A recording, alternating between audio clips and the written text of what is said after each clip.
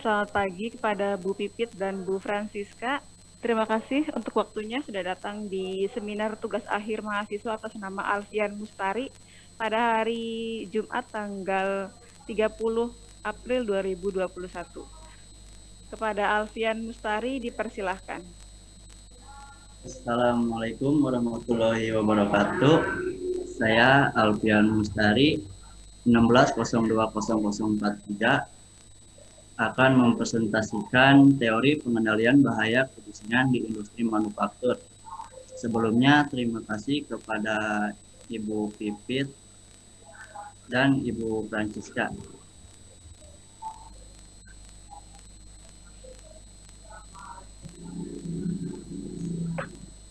Yang pertama, latar belakang kebisingan menimbulkan beberapa dampak pada kesehatan.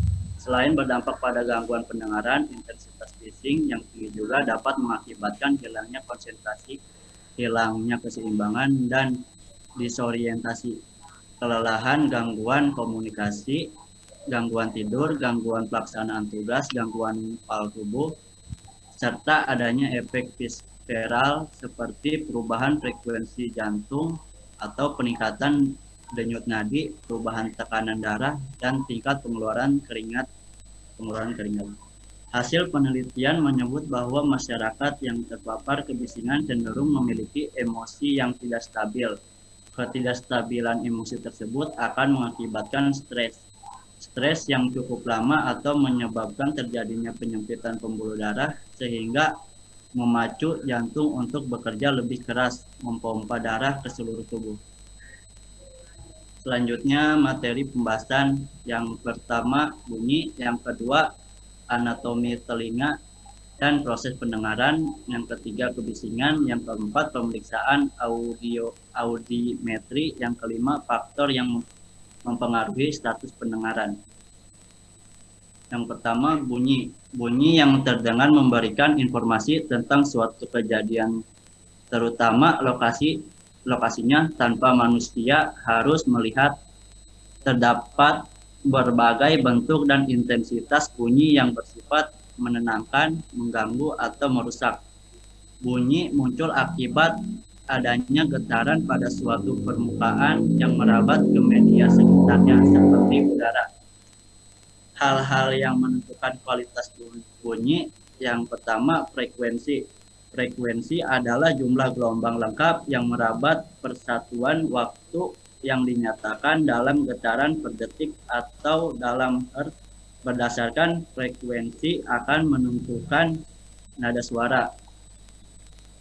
Yang kedua, intensitas. Intensitas adalah besarnya tekanan atau energi yang dipancarkan oleh suatu sumber bunyi. Bunyi mengakibatkan perubahan kerapatan dan tekanan udara. Selanjutnya anatomi telinga dan proses pendengaran. Yang pertama, telinga bagian luar berfungsi sebagai mikrofon, yaitu menampung gelombang suara dan menyebabkan membran timpani bergetar. Yang kedua, telinga bagian tengah. Telinga bagian tengah terdiri dari 3 tulang kecil, martil, landasan, dan sagurdi yang berfungsi memperbesar getatan dari membran timpani dan meneruskan getaran yang telah diperbesar ke oval window yang bersifat fleksibel. Yang ketiga, telinga bagian dalam. Telinga bagian dalam juga disebut kokela dan berbentuk rumah siput. Kokela menggunakan cairan di dalamnya. Terdapat basil dan organ Corti yang terdiri dari sel-sel yang merupakan reseptor pendengarannya. Selanjutnya kebisingan.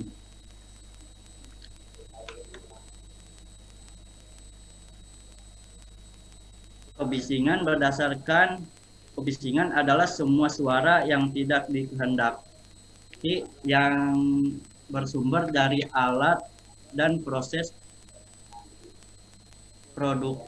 produksi dan alat-alat kerja yang tingkat tertentu dapat menimbulkan penggunaan pendengaran. Yang kedua sumber kebisingan.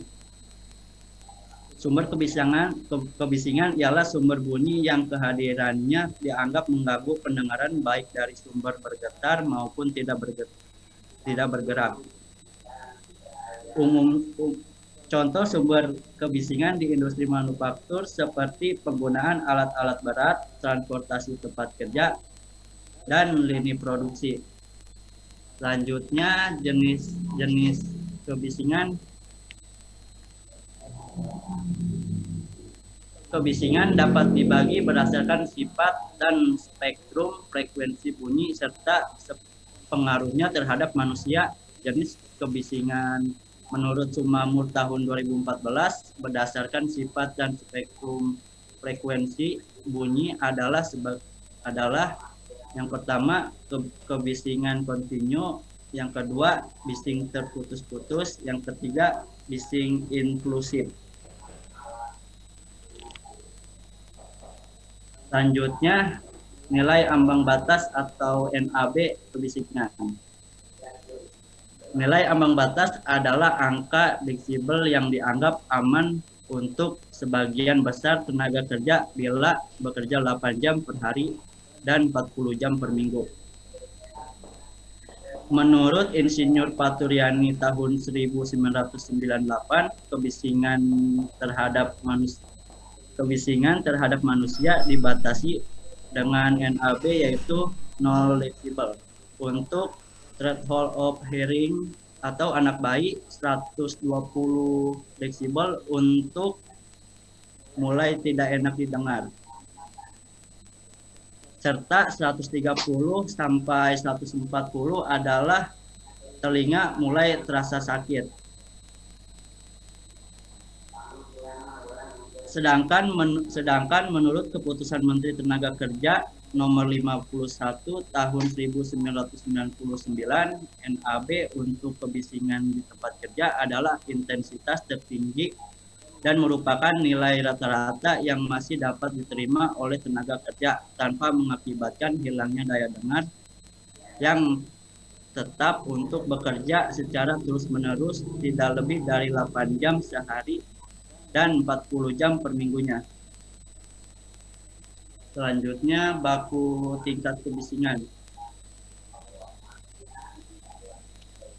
Baku tingkat kebisingan berdasarkan keputusan Menteri Lingkungan Hidup nomor 48 1996 menetapkan baku tingkat kebisingan untuk kawasan tertentu. Baku tingkat bising adalah batas maksimal tingkat bising yang diperbolehkan dibuang ke lingkungan dari usaha atau kegiatan sehingga tidak menimbulkan gangguan kesehatan dan kenyamanan lingkungan.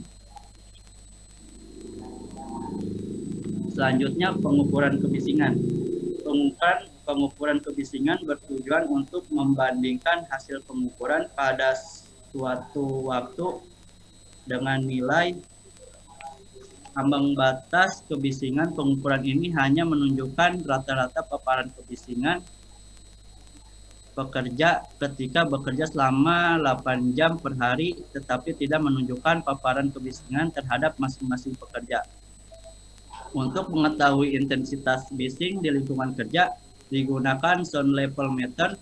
Sound level meter adalah alat pengukur suara. Mekanisme kerja SLM apabila ada benda bergetar, maka akan menyebabkan terjadinya perubahan tekanan udara yang dapat ditangkap oleh alat ini. Selanjutnya akan mempergerak meter petunjuk. Lalu pengaruh kebisingan pada tenaga kerja.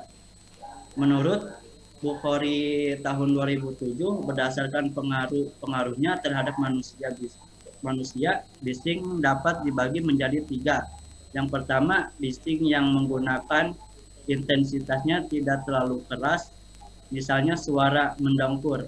Yang kedua, bising yang menutupi bunyi yang menutupi pendengaran yang